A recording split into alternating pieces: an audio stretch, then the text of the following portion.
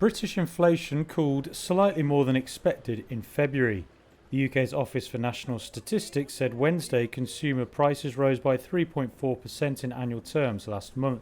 That slowed from a 4% rise in January and was the lowest rate of inflation in 2.5 years.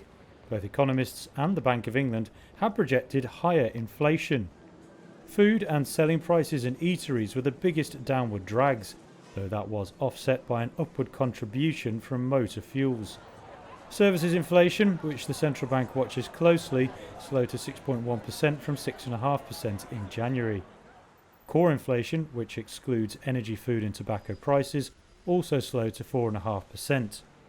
The figures were published on the day that the central bank's interest rate setters are due to vote on borrowing costs.